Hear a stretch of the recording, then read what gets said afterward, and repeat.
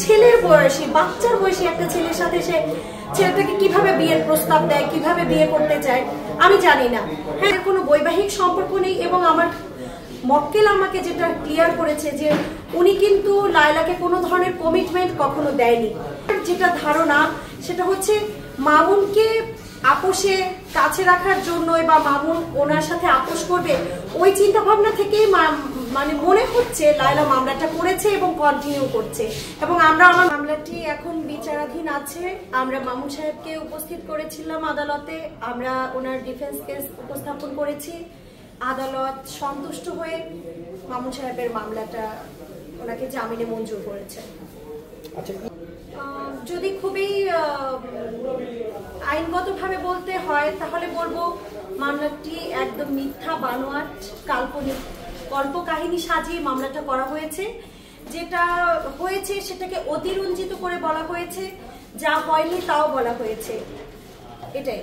আপনার সাথে প্রশ্ন, যেহেতু ওরা স্বীকার করছেন আসলে হাজব্যান্ড ওয়াইফ, অনেকে বলছেন হাজব্যান্ড ওয়াইফ ছাড়া একসাথে থেকেছেন তারা, এইটা যদি আরেকটা মামলা যদি লায়লা করেন যে নারী নির্যাতন মামলা কিংবা অন্য কোনো ধর্ষণ মামলা, এইটা কি আসলে এইটা দিয়ে মামলা কি বের হতে পারবে না?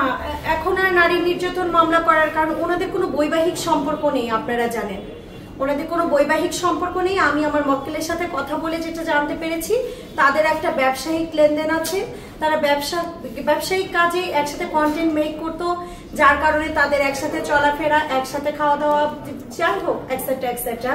তো তাদের কোনো বৈবাহিক সম্পর্ক নেই এবং আমার মক্কেল আমাকে যেটা ক্লিয়ার করেছে যে উনি কিন্তু লায়লাকে কোনো ধরনের কমিটমেন্ট কখনো দেয়নি এবং উনি নাকি লায়লার প্রিভিয়াস লাইফ সম্পর্কে কিছুই জানতো না, যার কারণে উনি না বুঝেই লায়লার সাথে একটা ভালো সম্পর্ক স্থাপন করেছিল।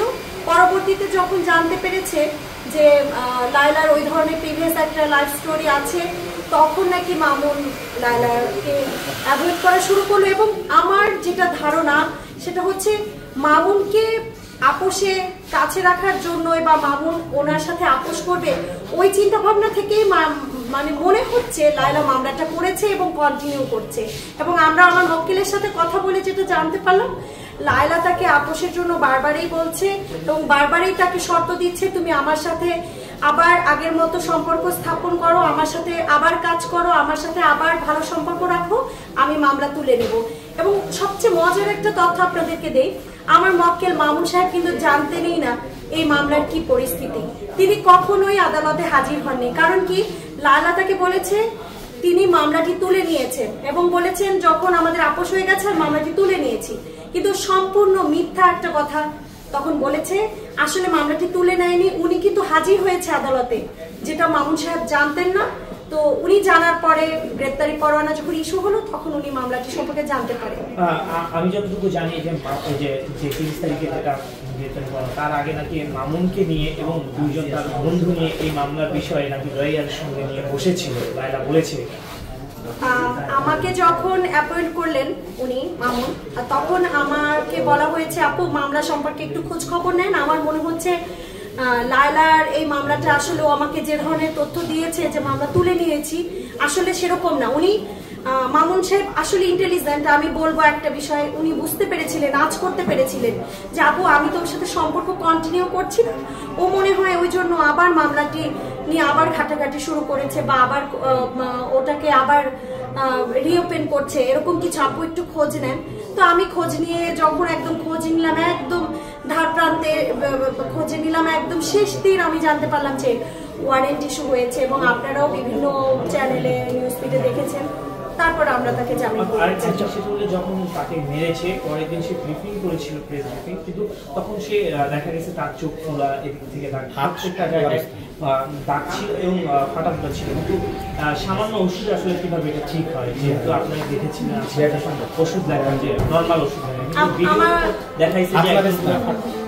আমার কাছে ওই মামলার কাগজের সাথে ফিরিস্তি আকারে মেডিকেল সার্টিফিকেটটা দেয়া আছে। হ্যাঁ, আপনারা চাইলে আপনারাও নিতে পারবেন, দেখতে পারবেন। সেখানে দেয়া আছে 0 pain 10 mg and Sergel 20 mg। মাত্র দুটো ওষুধ, মাত্র দুটো ওষুধে কি প্রমাণ হয় বলেন তো? আপনার পা মচকে গেলে, হাতাহাতি, সামান্য আপনার সাথে আপনার ফ্রেন্ডের হাতাহাতির ঘটনা থেকেও কিন্তু এই ধরনের ওষুধ সাজেশন আসতে পারে। যেভাবে ভিডিওতে দেখিয়েছে যেদিন লাইভ হয়েছে তারপরের দিন আসলে জানি না, আমার মক্কেল মামুন সাহেব বলেছে যে এই যে জখমের ইটা নাকি লায়লা মেকআপ করেছে। আপনারা জানেন সিনেমা ওনারা মিডিয়া লাইনের লোক, ওনাদের সাথে মেকআপ আর্টিস্টদের ভালো সম্পর্ক।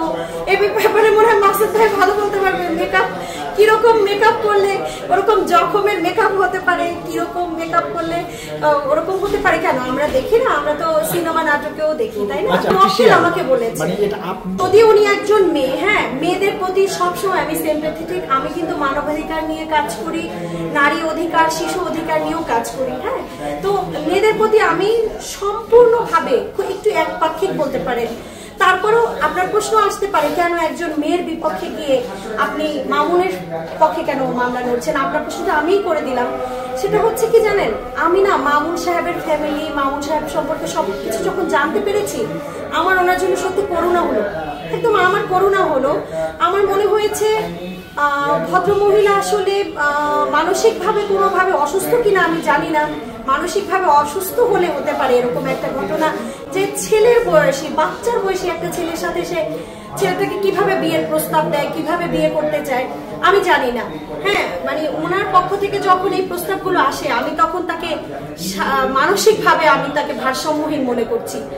আমি আমার সাথে তার দেখাও হয়েছে, আমি তখন তাকে নর্মাল মানুষ হিসেবে যতটুকু বুঝতে পেরেছি, কিন্তু ওনার এই যে ধরনের আশা আকাঙ্ক্ষার কথা আমি আমার মক্কেলের কাছে শুনলাম, সে তাকে বিয়ে করতে চায়, এই ধরনের এই মামলাটা দিয়ে তাকে আটকে রাখতে চায়, তখন আমার কিন্তু তাকে একদম পুরোপুরি স্বাভাবিক মানুষ মনে হয়নি, মানসিক ভারসাম্যহীন মনে হয়েছে। ঠিক আছে, সাহেব কিন্তু বিজনেসটা আমি যতদূর জানি একা করছেন না, উনি পার্টনারশিপে বিজনেসটা করছে, আর ওনাকে ইনভেস্ট করছে, কেউ একজন ইনভেস্ট করছে। এখন আমি অনুমতি না পেলে তো আর বলতে পারি না, ওনারা পার্টনারশিপে বিজনেস করছে, এটা আমি জানি।